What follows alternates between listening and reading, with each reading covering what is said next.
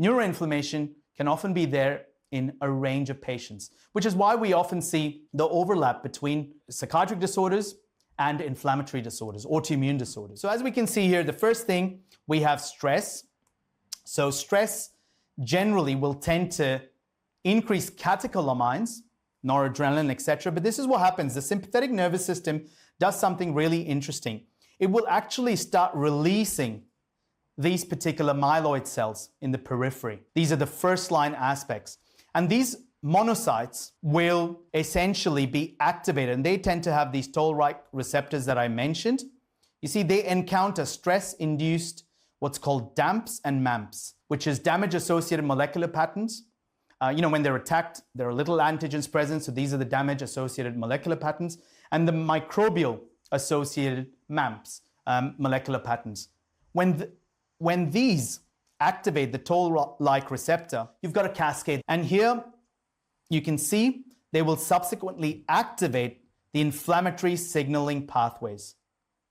And that's when the cascade starts. Note, the vagus plays a really important part here. The vagus nerve actually has an inflammatory and an anti-inflammatory part. So it modulates the immune system. Now, this is where you have the start of the neuroinflammation cascade. Enter microglia. These microglia play a crucial role in maintaining neuroinflammation. We'll see microglia, we'll also see astrocytes. Now, microglia, the resting state, inflammation essentially activates or converts resting microglia into activated microglia. And activated microglia will basically, you can see, they can perpetuate central inflammatory responses. And that's the whole cascade that has essentially started. And when that starts, you've got mitochondrial damage, and you can see there's release of self-antigens, pro-inflammatory cytokines, and the possibility of autoimmunity that starts. You see, generally, these microglia have to come back to a resting state. But in some individuals, whether it's due to pre-existing vulnerabilities, genetics, or an uncontrolled immune response, what tends to happen is this particular microglia perpetuates this response. That modulation may be impeded because of that cortisol dysfunction that I mentioned.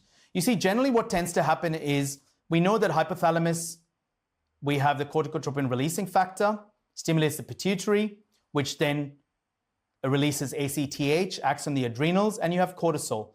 We know cortisol is anti-inflammatory, but you see what tends to happen in prolonged stress or in PTSD as well, you tend to get a HPA axis dysfunction. And what that means is instead of the increased cortisol in the acute sort of stress response, you tend to get lowered cortisol. And you can imagine lowered cortisol means an exacerbation of the overall inflammatory state.